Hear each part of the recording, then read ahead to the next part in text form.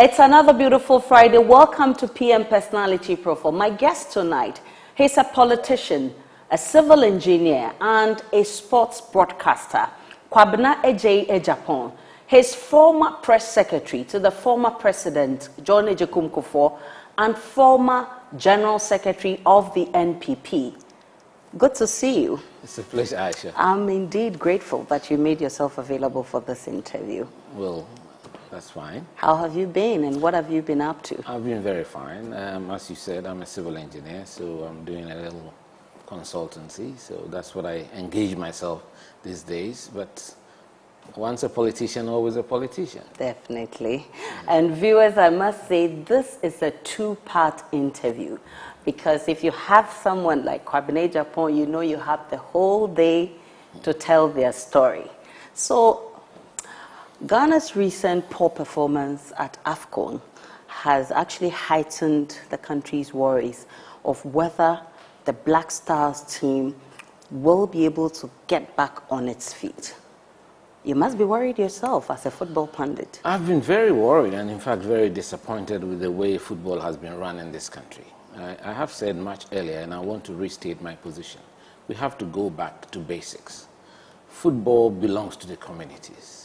And so we cannot take football away from the communities. I think right now there's a prevalence of clubs that are individually owned that have no local communal links. I mean, gone were the days when each region had at least two teams. Western region had Hazakes, Wise, Swedru All Blacks, Fankoba, Ho Mighty Eagles, Ho Sunset, Savannah Stars, Bewa United from the north, Afu United, Bofakwa, Santi Kotoko, Cornerstones, Olympics, Hearts of Oak. So it was exciting, and the people felt an organic link to these football teams and were prepared to support these teams. I think in recent times, the individualism, you know, the commercialization, the over-commercialization of football has brought in its wake individualism, where people have spawned football clubs and all of a sudden they find themselves running football. And so people have become more and more detached. And again, with the video age and now with satellite television, we are having to compete with the best around the world. In those days, there was no DSTV, so there was no access to European football. So we have to serve up a dish that can compete. But I think we should go back to basics. There's a good collaboration between football and the country. The country represented, the people are represented by the government. And so all of a sudden, football administration has become an island. They see themselves as too important. Nobody should touch them. They account to no one. And that's where we have arrived. It's unfortunate. I mean, specifically, what can you point your fingers at as accounting for our woes as a country? I think that there's over-commercialization of the sport. Okay. You know, those who are running football should look at the larger good, should think about the good of the country. Not that I have a player I want to promote. I have a player who has to be in the national team so that he can get a foreign contract. Let's call it by its name. That is what has destroyed our football. And if you look at the local league now, I mean, there were times past that when there was a football match on Sundays, all of us, it was almost religious that after church, you go to the stadium. These days, you don't even get to hear. And the media is also partly to blame. They give very scant coverage to local football. And when in the mornings I hear... Probably because it's no longer interesting. Well, like they have a role to play as nationalists, as Ghanaians. I don't think you go to Spain and find a Spain broadcaster talking about Hearts of Oak or Santi Kotoko. I don't understand why. For now, you hear all the radio stations, and all they are talking about is Mourinho, and they know all the coaches around the world and can't even tell you who coaches a Ghanaian club. So we are trying to be holier than the Pope. I think we should get back to basics. The government should lead that effort to drive people back to the stadium. And the way we can do that is to have fair competition. If clubs don't feel unduly taken care of by referees who are also working to the whims and caprices of their bosses, because their bosses have football teams. And so I think it's completely wrong, and it flies in the face of principle and fair play for people who own clubs to be running the FA. It's something I've been totally against. And you see, in times past, club administration and the football fraternity had a relationship. So GALCA, which was the League Clubs Association of Ghana, would present their candidate to become the vice chairman, and then the government, representing the interests of the people, will present two, and then we'll go to a congress and elect. So there was a complete synergy, and right now that is not so. You have an FA that thinks that it is its own authority, but when it needs money to look after the national team or the national coach, it falls on the taxpayers' money. That, for me, it should not be allowed. And we have to take steps to go back to basics. We had a system that used to work, which used to work. I don't know why we've changed it. But even before the dust settles, from the recent disgrace we had at AFCON. Truly a disgrace. There's been a lot of blame game, whether it's the fault of the players or the governing board or even the coach. Let me ask you this. The problem that we face, is it that of the coach entirely? Not entirely. It's a systemic problem. You can't have a national team that fills a goalkeeper who plays in the third tier of the English league. You mean Ghana, great Ghana, cannot produce a goalkeeper from our local league? That is atrocious. There's something wrong. And in any case, the kind of performance that we saw, no Ghanaian national team has gone to an African Cup and earned only 1 point. It's never happened before, period. Okay. And I think that even if they selected 11 players from the local team, they would have done much better. This over-reliance on so-called foreign-based players who are no much better than the players we have in our country is wrong. We have to look back at home. Get the people of Ghana back again behind their national team when they see their own local players playing a major role in the national team. I think it's something that we can do. We should encourage our own, like the Nigerians are doing with the Guavon. We have a lot of players, Michael Osei. Where are they? Where are these coaches? Emmanuel Gago, Akuno was not given long enough time, and there was too much interference in his work. We have to organize them. Joseph Addo, he used to be a great player with Hearts of Oak, was in America with the MLS. He would be a good coach, for instance. There has to be a deliberate policy of allowing these guys to do their badges and be able to take over the local teams and then the national team. Okay. If we don't have a production line, we should not expect. That's why we can go back to someone who hasn't coached for 10 years and go and offer him the job to come and run the national team. It's interesting, but talking about interference, I've had a number of those conversations, but you have also served in subcommittees, one under the famous Joe Latte and others. So you have been there, so you understand the dynamics quite better. What's the reality? You see, in those days, we had a lot of passion for this game and the spirit of voluntarism. I remember, as you said, I was a member of the Black Starlets Committee, the management committee. And so I was in Scotland in 1989 for the Under-16 tournament with Odatalante and the like. And then again in Barcelona in 1992 with the Black Meteors. Okay. In those days, at least I bought my own ticket. I never took any per diem and all that. It has become an industry, I hear, these days. And I think once we do that and the players get wind that officials are benefiting of their hard work, they lose respect for them. Yeah. And see, that really troubles our football. Out there, when the big countries go to the World Cup, for instance, and they are given bonuses, they are expected to nominate charities who would benefit from their bonuses. In today's Ghana, we all know what happened in Brazil in 2014 when stash of money had to be flown to Brazil under the full coverage of the world, CNN, and the embarrassment that it caused that. If we have players who are not prepared to play for the country, let's ignore them. I know they are dedicated Ghanaians from our local league who would have done much better than what we saw. But same also happened under your government. I think football cuts across politics, tribe, anything. It's the only thing that really holds Ghanaians together, and we love it. Yeah. So it doesn't matter which administration. But I think it's important that all these things that are inimical to the interests of the development of the game has to stop.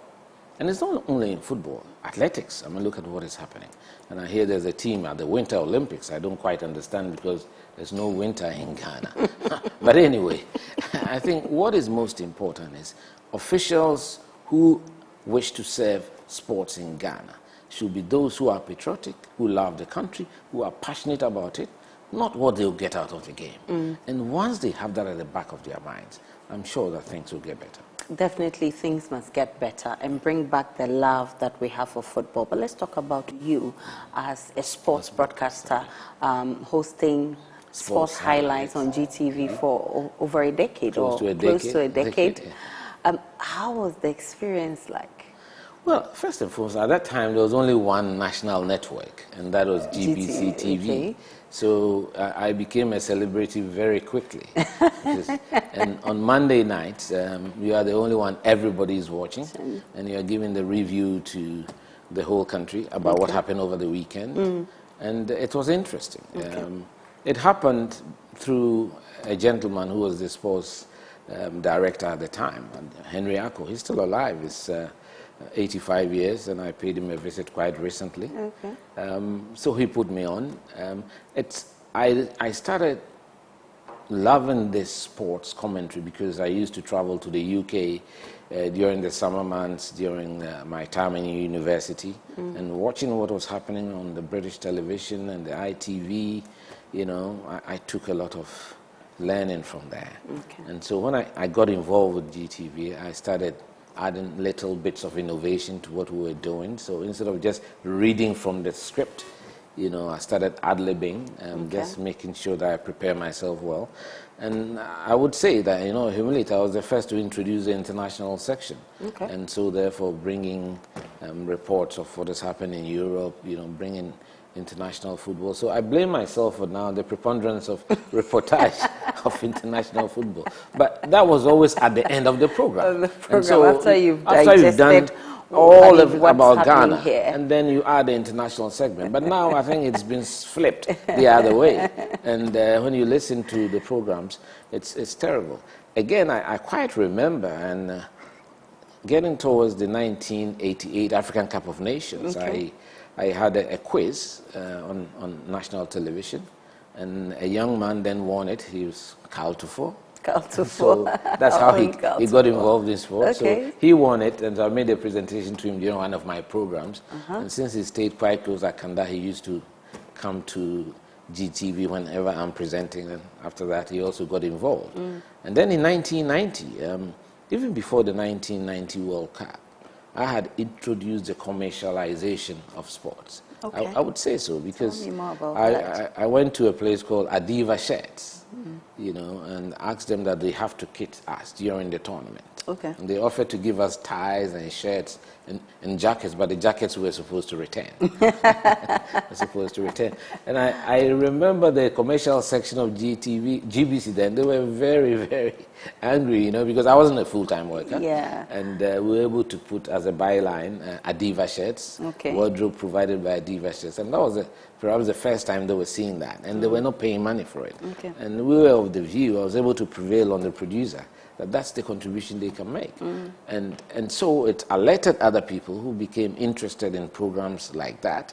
So when, in the lead up to the Italia 90 World Cup, I suggested that we need to package this and finance the feed. That was the first time Ghana was watching the World Cup live, Italia 1990. So I myself went to Jacob Echibilamte, may his soul rest in peace. He was head of Lentas, which is one of the largest advertising agency. So we were able to put together advertising. And he asked me, Kwabena, so how are we going to pay for these advertisers? I said, look, we're going to do panel discussion. 30 minutes before the match, during the halftime, and then 30 minutes after, and then we'll slot the adverts. And I still feel proud that today everybody does it. It's one innovation that I introduced during my time, and again, it was very exciting. And the phone-ins? The phone-in was an interesting one. I think the technicians had an argument with me. They thought it was impossible. GTV then had a red phone, you know, those rotary phones that you had to, we said, let's try it. And we were able to make the first telephone call live into our studio during cast. And I hope they've kept that phone in their museum. Very interesting times. You also participated in a number of international games. As I said, I was, as a young person, I love sports so much. So I would follow every event. So if the Black Stars were playing in Ouagadougou, we would be there against Burkina Faso. In Benin, sometimes we would go by road. Okay. When we played in a famous match in 1991 against the Green Eagles in Surulere, I was there myself. And then, of course, I think I can say I'm one of the few people who've been to 3 consecutive Olympic Games. In 1998 in Seoul, Korea. In 1992, as I said to you, in Barcelona, the Olympics. I was then a member of the Black Meteors Management Committee. And again in 1996 in Atlanta, when I reported for some stations in Ghana as well. By that time, the media space was opening up. And Radio Gold, for instance, benefited from my reports from Atlanta. And it made their sports department very, very great at the time. That's right. You've contributed immensely to sports as well. Do you have a team? Well, I love juvenile football because as a kid, that's how I got to know Alhaji Grusa when I was 10-year-old in Kumasi, running around from Coles Center to another. We would walk from Krufum to Swami to Menchia just to follow football. And Grusa had King Faisal babies, and that's how I got to know him many years ago. And so since the mid-80s, I've had a team I've had 2 teams. I used to have 2 teams. Argentinos Juniors, because I love Maradona, so I just named my team after his first club, which is still in Adabraka, producing a lot of players. Rashid Alasan played for the under-20 team. His brother Yakubu also did. The goalkeeper who went with the Black Stars to the tournament in Cameroon, the second string, Ziggy, Lawrence Atizigi, is one of my boys at Argentinos. I had Brighton Stars in Medina, East Legon here. And there we produced Isaac Vosa. He was a reserve. He didn't used to, and then even the striker Prince Tego. And they were all in our team. Wow. And so I love juvenile soccer. And that's how come I still complain a lot that we have allowed it to disintegrate to a point where it's only this season that I think Magdan supported the juvenile league. And so they started playing. But despite the fact that we contribute, we pay our registration, we have to pay the players medical fees, registrations, boots, kit them, and then travel expenses every week when we are playing the league without earning an income, because at that level, it's free for everybody to watch. That shows your dedication to the sport. And all of us contribute this much to juvenile football, only for all the money that came from our 3 World Cup adventures disappear. I'm told that we made millions of dollars playing in 2006, 2010, and 2014, and it never really penetrated down to those of us at the base of the game. And it's a question that you can ask, but it's terrible. I think that we have to go back to the days of the Ken Harrison babies, Noble Ariks. Accra was awash with Cole's teams, and Kumasi as well. Fabewoso, Yen Krokro, and all those Abugas, it was lovely. And all these great players like Opokunti, Kofi Bedu, Papako, used to be a goalkeeper, Papako, although he turned out to be a great midfielder. But as a coach player, he was a goalkeeper. And it was a production line of talent for the national teams and academicals. Now that has disappeared. The league itself is not very interesting. Because when you see the list of teams on the league, you can hardly identify where they come from and who their supporters are going to be, because they have no links to the communities. And I think we have to get back to basics. Something has got to give. We have to do something to ignite the passion that Ghanaians had for local football, and encourage new generation of supporters. Everyone should go with their wife and kids, because I was taken first to the stadium by my dad. And I can still visualize that Kotoko and Brown Hafu United in Kumasi in the mid-60s that I remember. I can see the red shirts of Kotoko and the yellow and black of BA United. And that was when I was about 6 years. And it has stuck to me, So it's something that we should do. And in those days, if you brought a kid below the age of 17, you are allowed to bring him in for free. And so we should start that and get a new generation of football supporters who will drive the game into the future. Where do you want to see Ghana football in the next 5 to 10 years? I want us back at the World Cup, back at the top. And that can only happen if we have a strong, solid local league. I think we should reduce the dependence on these foreign-based players who are no better than what we have. And if you have exceptional foreign-based players, fine, but not very normal foreign-based players playing in the lower ranks of English football or European football. I think those playing in the Premier League, and I've seen quite a number of the matches, the standards are quite good. Unfortunately, our pitches are bad. Yeah. We have to do something about the pitches. They're all yellowish, and the grass, we should be able to at least keep our grass well cut and green. That should be the easiest. Oh, now we have AstroTurf. Maybe we should invest more in that. That is for training. That is for training and for the local parks. And it's a good initiative. But I want to get more people playing football so that we can unearth more talent around the country. Kwabena Agyei Agypong, he's my guest on PM Personality Profile. Remember, he's the son of Justice Kwabena Agyei Agypong, one of the 3 judges that were abducted and murdered. When I return from this break, he will be telling us what impact that single act had on his life. Remember, he's also a civil engineer. He'll be telling us more about what he does as a civil engineer and what we need to do to improve that sector. Stay with me. I'm coming right back.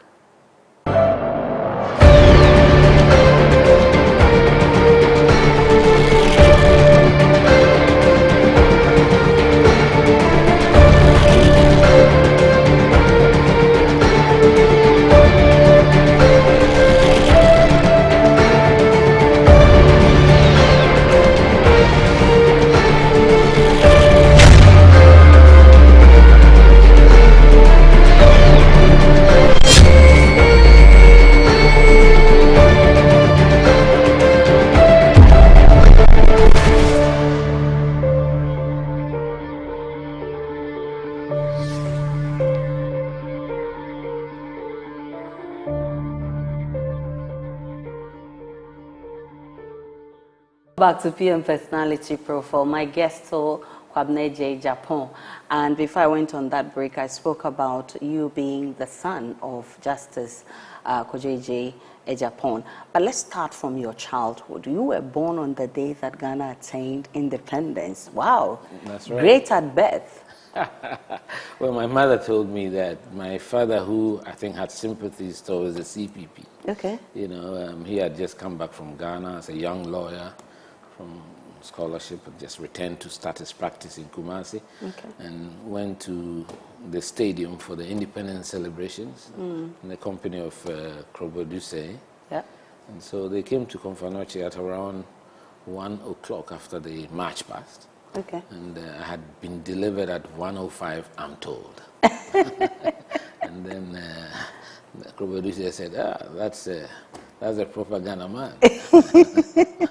What lies ahead may be great for him. Okay. I hope so. Okay, so you were born in Kumasi? In Kumasi at the Komfanochi Teaching Hospital. At that time, it was just Komfanochi Hospital. Which part? We used to call it G. G, yes. But which part of the Ashanti region do I come from? My mother comes from just behind the airport, Asokore Mampo. Okay. So the airport land is ours. And then my father comes from Kumewu, Oyoko, etc., from Plains area. So, but you grew up in Kumasi? Yes, I grew up in Kumasi. I started school, what used to be called Modern City Academy. Okay. And then it became Royal International. So that's where I did my primary school and my common entrance examinations. And I finished. And in those days, I mean, Kumasi schools were in awe of Cape Coast schools. So I remember when as a young man, we were preparing for the common entrance examinations, and my teacher, the one I miss so much, Mr. J. Mensa, of blessed memory, he suggested that I would be sent to either Prempeh College or Opokuwari. Okay. So I sent the form back home. My father looked at it and was horrified. He had been to Mfansipim from Oyoko in the bush.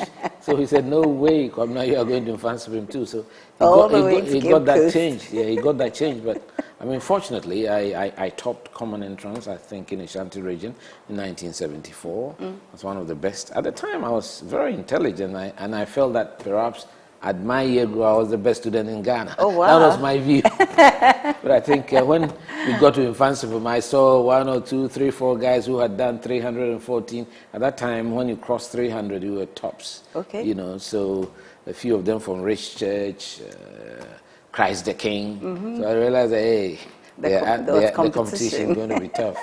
You know, so I went to Infantsipim. Okay. My best life was in Infantsipim. But before we even talk about Infantsipim, let's talk about growing up. Yes. Which area in Kumasi were you living? If you know Kumasi very well, it's Krofrom. Krofrom, yes.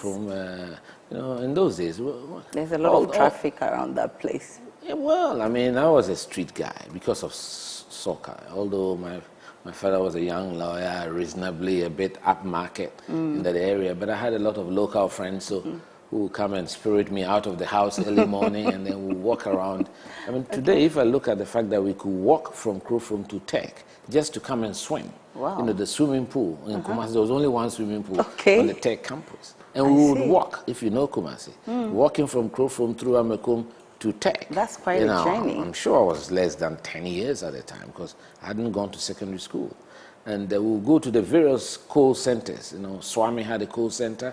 We'll go to Ashtown, Abbey's Park, and Ahimfie, which is Menchia, and Krofrom itself. So, and in those days, you want to go to the airport just to go and have a look at aeroplanes, and then we'll go to Abu Abu and go and rent bicycles, and you know, ride around. Those days, about a penny or two, and then you can get a bicycle to ride. So it was a very, you know, interesting youth. It was a fun youth. You know, those days everybody will play soccer. When it starts raining, that's when you want to play soccer. You get into the rain. That's right. I can imagine. You know, so you know, I had a very interesting youth. You know, but at the same time, I was a very studious character, and I was always top of my class. You know, up to common entrance. You know, so I was happy as a young person. Wow. And then you went to Infantsipim. And at Infantsipim, you say you had your best life in Infantsipim. Of course, Infantsipim, you are trained, you know, the discipline that I have.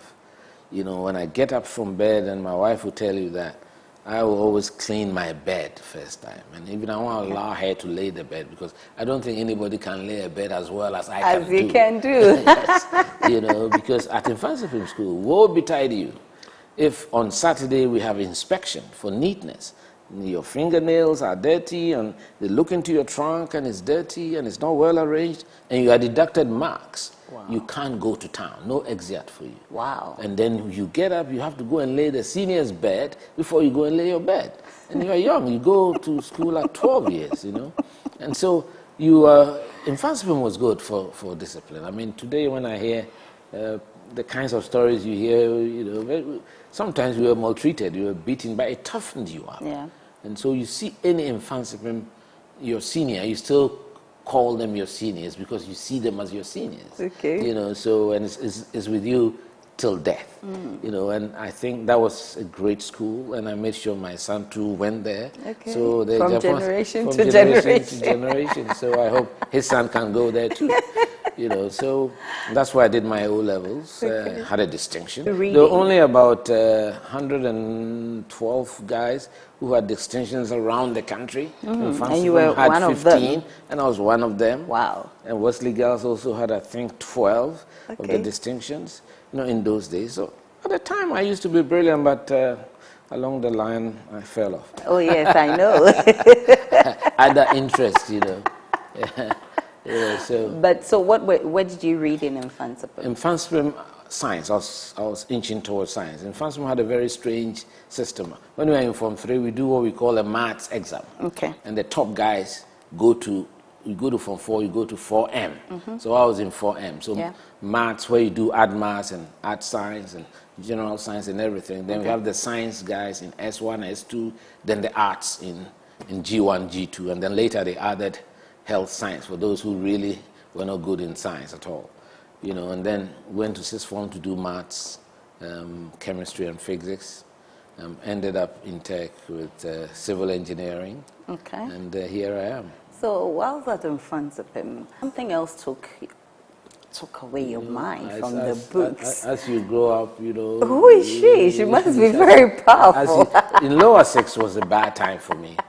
We used to call it sweet lower. And there was one or two fancy trips to Ghana National or Fancy Man School. Okay. You know, sometimes even without exeat, you won't concentrate on your books. So I remember the headmaster calling me because I became the library prefect. Okay. And in Fancy People, you don't become a library prefect if you are not studious. Yep. But after the mock exams, it was horrifying. So the headmaster called me, Mr. Donchi, and said, "Now what is happening?" You know? And so, I mean, the last 3 weeks, I did what I could to try and, you know, so I was able to scrape through and then get civil engineering, get to tech. Okay, So what were you going to do at nationals? I mean, how were you? You want to know the girl? Yes, I want to know. I've been trying to search for her on, you know, I haven't seen her, but some of these people that when you're a kid and you have a crush on, you want to see them again and see how they and why you had a crush on. You know, I remember it was after Independence Day, we go to the March Past, and then after that, we all go to the beach on the holiday because students have a holiday on the 7th. Okay. And we went to Elmina, and coming from Ashanti, my father had warned me not to go near the sea, and because I couldn't swim. Yeah. But of course, I was sitting by the beach with the water flowing around me. I saw this nice lady from Ghana National. Okay. She used to be called Fanny Ofosu. I don't know where she is. Right now. And I used to go chasing her. Oh, we're young, so I'm crazy. Just, you want to go to Wesley Girls just to meet a lady and have a smile, and that's enough. It was big in Infancy. If you went to Wesley Girls and you don't have a nice girl come to sit by you, by the time you get back to school, the information will leak and you'll be in the butt of jokes. You know. So but I mean, finally, you had to sit up because. Of course. I mean, you have to sit up. But that didn't stop you from going to National. I think you're very interested in this. Did you go to Ghana National? No, I didn't. You found a way to manage the two, right? A friend of mine, and we were in one room in sixth form, the head boy, myself, and the entertainment prefect. And Sydney was the head boy, Michael Ankuma was also there. And one evening, I had dashed out to town. Yeah. And I was coming back to my room, and I heard them gossiping. And one of them, Daniel Kema, may his soul rest in peace, he passed some time ago. He was complaining, how come? And at school, my nickname was Kalahari. Okay. Kalahari Desert. Oh, wow. So, how come why? These days, Kala doesn't study. Where is he? He's going to town again? You know, and I heard them. Okay. So it really hit me. Yeah. So I realized that, no, this is now getting really bad. You know, and I was a prefect as well. So yes. Sometimes you, the prefect, if you break the rules, then you are in trouble. That's a good example. So, yes. So how did you come by that name, Kalahari Desert? Interesting. That's a secret, known by only two guys. Brody Mens, whose father was a minister in the Buzia regime. Okay. And then Robert Daniels, whose father became a minister in the Liman regime. They are around, but we had a pact not to expose the secret. So the secret is still intact. We'll keep it. But the demise of your dad actually threw your life out of gear. It must have been very devastating. It was really traumatic. I mean, my dad was my closest friend. He loved football, and he would take me to the stadium, and he would tell me stories about the World War when they were in Form 5. So a lot of history about Infansipim and the world, you know, and everything that I think I know, all the principles that I operate on, I believe my father bequeathed to me. Okay. And so having him snatched away from us was traumatic. And it was an evening. I was sitting with him at a dining table. Okay. When someone came in and said that he was wanted outside. Okay. You know, normally I would accompany him. So it happened right under your nose? Yes. Wow. At Ridge. We used to stay at Ridge, where now it's been taken over by the National Cathedral. Yep. you know, and I made sure I went and took a picture of the building before it was demolished. You know, so I still have that picture. Okay. You know, and I mean, if you get a call from outside that a colleague of yours, and the story was that Justice Krantiado, who he used to be very close to, needs some help. Okay. And so he went out, and that was it. I was writing a letter.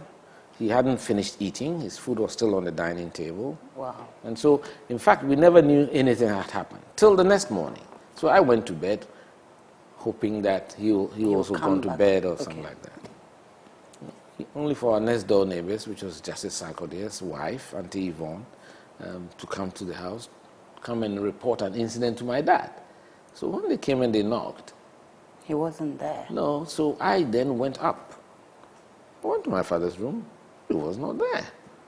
I called my mom and said, "What is going on here?" She said, "Oh, but you were eating with your father last night." And so that's when we realized that this is serious. So I rushed off. The judges used to stay around the same area. Justice Eduse was 2 blocks away. So I just ran off to Justice Eduse to go and inform him that this is what has happened. And then he said that they had got a call last night from Justice Apelu, then the Chief Justice, that some 3 judges had been abducted. Wow. And of course, the following 3 days were the most horrible days of my life because we didn't know what had happened to them. There was chaos in the country at the time. No information. No information. But again, being a soccer addict, I gathered the courage to go and watch football on Sunday. It was, in fact, that Wednesday I had just been to the stadium, Hasbrook, I remember, against Cornerstones. And my father was just teasing me that Corners had lost to Hearts because he knows that whoever plays against Hearts, I'll be there against. So we were just discussing football, and then he left. So Thursday, Friday, Saturday, Sunday, I went to the stadium. And by the time I was coming back from the stadium, and the stadium was so close to the house, I always walked. Yeah. Then I realized that there was some chaos around our house. And then I was being beckoned to hurry up. You know, I got there and I was told that our father's body had been found. Wow. You know, that was terrible. I mean, that really was terrible. I had a very close friend. He died recently, B.B. Eduse. I was with him. He was Justice Eduse's son. So everybody, I don't know why, but we all left the house because my mother's friends also came, you know, took her away and the kids. And so I went with Bibi to Jolo to spend the night with the sister. And it was at dawn, I think around 4:30. You know, those days BBC, you know, was the only international outlet. Yeah. It's when I heard the news on BBC at dawn.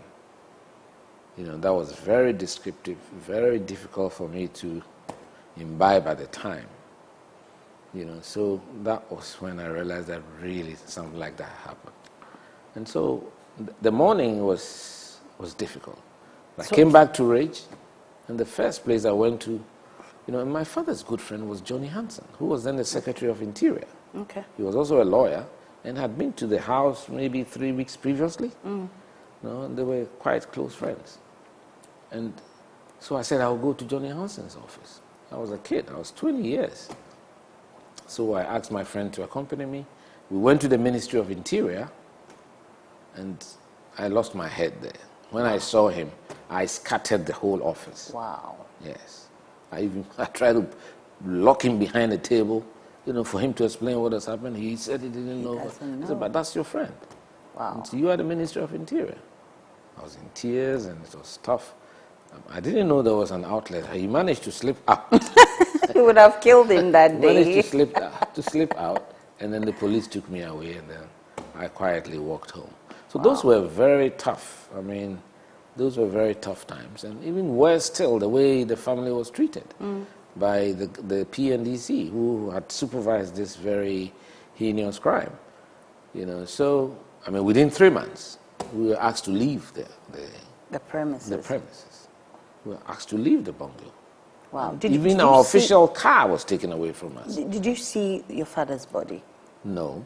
Wow. No, because I saw a picture of it later in a very charred remains. Oh, goodness. But we went to the funeral at the Supreme Court.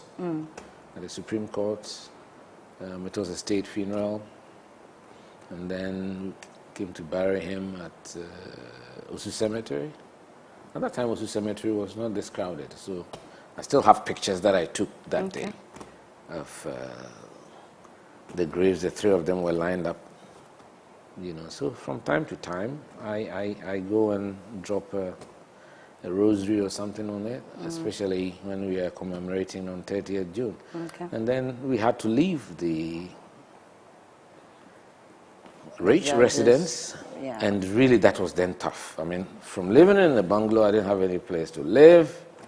Of course, my mom had kids, younger ones, my siblings, who we had to take care of. We had to go and patch with a friend in North Kaneshie, Swan Lake, around the Swan Lake area. And so I said, look, I'm a big boy, so I have to find my way. So how old were you then? 20 years. Wow. So I went to patch with a friend. He also was an Infantsipim boy who had just finished his national service working with Mobile. So we went together. We were staying in Kolebu, one of the nurses' flats. So can you imagine living from a big bungalow in Ridge to go and hide in those one-bedroom flats? There was no water. You have to wake up early morning, go and fetch water at 4 a.m. So it was a drastic transition. But my father had trained me to be very tough. My father was someone who, when he's taking you to school, he will scrutinize your provisions, and then he will give you just maybe 6 tins of milk, and I'll complain, and he'll make it 12. And that's it. And he will never visit you. I think he visited me only once in 7 years. Wow. Because he wants you to be tough. He'll tell you when he was going to Infantsipim, he went without shoes. So if you are lucky to have shoes, then he should be fine. So that's how, I think, the foundation of my mental strength, and I'm a Methodist as well, so a lot of prayer, so going through university was tough. I mean, for that, the first year especially, it was really, really tough, but somehow I was able to manage my way through. Fortunately, at the time, we were not paying fees. So the load wasn't as much, but how to live, was tough. It was really tough. Your mom must have been devastated by this news, and your siblings as well. I mean, she had her hands full with the 4 siblings. My biological mother was in the UK at the time. They came for the funeral and left. And it was tough. I mean, the whole family was scattered, so it's really impacted on me. It really impacted on me. So it made me more determined to fight for what is right in this country, to be passionate about the country, and to look out for what is right. And that's why I have empathy. That's naturally. I always side with the underprivileged, or if I see that there's someone under pressure, I'm likely to offer him support. And it has really been a guiding principle of my life. Just to have a large heart, to be kind to people. And I believe that when you can put a smile, again, I mean, those who helped me most were not my family. Wow. You understand? Yeah, they were not family. They are people who just they like you, they heard the story, they were touched by it, and then they will support you. What influence would you say your dad as a judge had on you? And what legacy? Massive. There was one occasion, and that has lived with me. I mean, we had just been transferred to Accra. He was dealing with a big case. I'm sure you've heard of Akablemeza. And he was being tried in the High Court, and my father happened to be the judge. And Blemeza was said to have defrauded quite a number of international people, including the whole United States Attorney General. So he was being tried. And there was one afternoon, I was in my bedroom when he called me out. I'll never forget that. But some of the details I want to leave for my memoirs, but this one I'll say to you. You know, he called me out because a lawyer had come into the house to try to influence him with money. Okay. You know, and he called me and showed me the money and said to me that he's driving him away. He would have caused his arrest, but he knew him, he was his friend. At that time, I quite remember that amount of money in those days was 350,000 Ghana cedis those days. Okay. I'm talking 1978. A Mercedes-Benz Smiling was 150,000. Okay. So it could buy 2 Mercedes-Benz. With change. With change. Wow. You know, so that was a fixture in my mind. And that has been my guiding principle. My father had no affection for materialism. He had no regard for those things. He was a principled person, a very modest, humble man, and he lived his life. And I think it was unfortunate that he is the one who had to be sacrificed, you know. It's quite sad. Sorry about that. Do you still remember, I mean, sometimes when you are Behind you find this picture there. When you're in your quiet moments, do you cry sometimes when you remember? Well, when I was younger, no, the only thing I cried about was that I knew this guy was such a good man. Yeah. And he was a clean, honest person. So he didn't have much. I mean, my father's house he built when he was a lawyer and came to Accra, didn't add on to that, didn't have anything extra. We didn't want anything. He was happy. And he taught me the spirit of contentment, to be happy with yourself and to be happy with what God had given you. So it really hit me always. I was thinking what he would have felt in that Fiat Campagnola, that's the vehicle that took him in, through to Bondasi when they carried out that Dastardly Act. The pain that he would go through knowing that he was completely, he was never ready, you know, because he didn't say a goodbye. I don't think he had, you know, he had prepared for that kind of thing. And he was reasonably young. But of course, those days, I mean, he was 56. Wow. You know, reasonably young. And it's really, when I feel what he must have felt, it brings me to tears. Yeah. That's what really brings me to tears. He was not a violent person. In fact, a year or so previously, he had been chairman of a committee of inquiry that investigated the shooting of a Legon student. The Legon students were on a demonstration in Accra Central, and a policeman shot a Commonwealth Hall student called Agyei Berima. So he was the chairman of the Agyei Berima committee. And so he really took the police apart on the use of arms on innocent students who were just demonstrating. Who were not armed. You know, who were not armed as well. So for him to suffer something even worse, because my father is someone who doesn't like guns, no violence. So I'm sure that seeing a gun with soldiers, I don't know what he must have gone through. That would be very you know, traumatic. so that must have been very traumatic for him. And definitely, what would you say are his legacies? Well, it's quite clear. I mean, he taught me the spirit of contentment. He died in the line of duty, honesty, frankness, being firm and being principled. That's what and again, if you read the bust that has been erected at the Supreme Court, it conveys all that, you know. I'm consoled that he's permanently been honored with that as a matter of the rule of law in Ghana. And I'm very proud of him as a dad because he was a good man.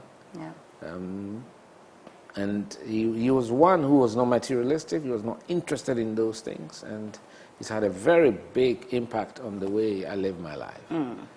Wow. And you say because of his demise, it's affected especially your university education. What would you describe as your biggest challenge whilst at the university? Well, I would say not having him around because he was my best friend too. So holidays, you don't know where to go. And then you miss him the more because of those conversations that we used to have. And it was tough.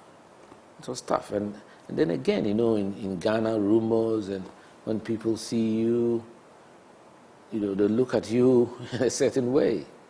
You know, some of them will share the pain, and it was confusing. Okay. You know, as a 20-year-old. But nevertheless, I enjoyed my best time in my life was on campus at Tech. Okay. I braved it. I was a happy person. It didn't really impact on me like I'll be some person who was not be part of the social mix. I enjoyed my time to the fullest on campus. But the financial strains were there. Were there. Fortunately, as I said, in those days, we didn't used to have to pay for a lot of things, apart from, you know, taking care of yourself. Wow. So after KNUST, then what? Then I started my engineering career, Ghana Highway Authority. It's an interesting place. They train you well as a civil engineer. You go through all the departments within 18 months, contracts, survey and design, road maintenance, materials and quality control, and all that. So they really make you a well-rounded civil engineer. You get to know a lot. And then they take you around the country. You know, so they have the mobile maintenance unit, which one was in Offenso, so you spent about a month in Offenso. And then we were working on a project when I was in the survey and design department. The Yamransa Cape Coast Road, the Yamransa Bekwai to Kumasi Road was then being reconstructed. So, you know, you set up camp anywhere you get to when you are doing your geometric design and the surveys. You know, so I've stayed in the bush in Asimmanso, Asimpraso, and those places. Very interesting.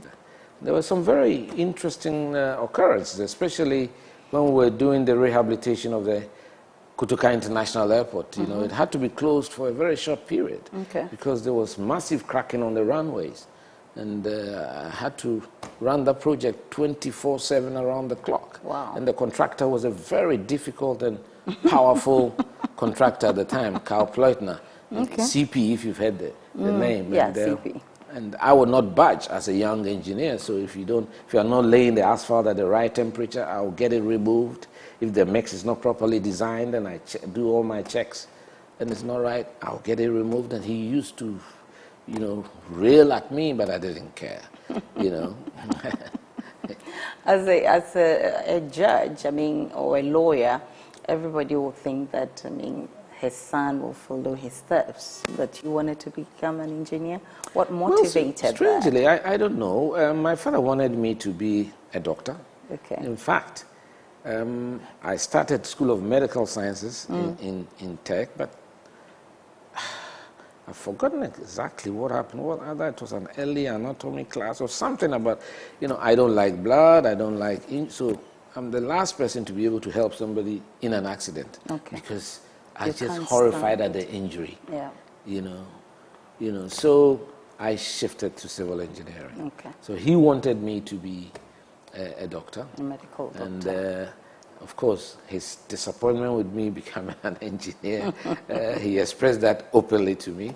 I didn't understand him, but when you grow up, then you begin to understand these things. When your kids also decide to do what they want to do and not your preference, then you begin to share and feel the pain that your parents felt when you didn't do what they wanted. But I think civil engineering was a very, or still is, very formidable profession, and there's always great amounts of work for you to do because there will always be buildings, there will be roads, there's sanitation, there's water supply. It's wide, and so my son too is a civil engineer. Oh wow!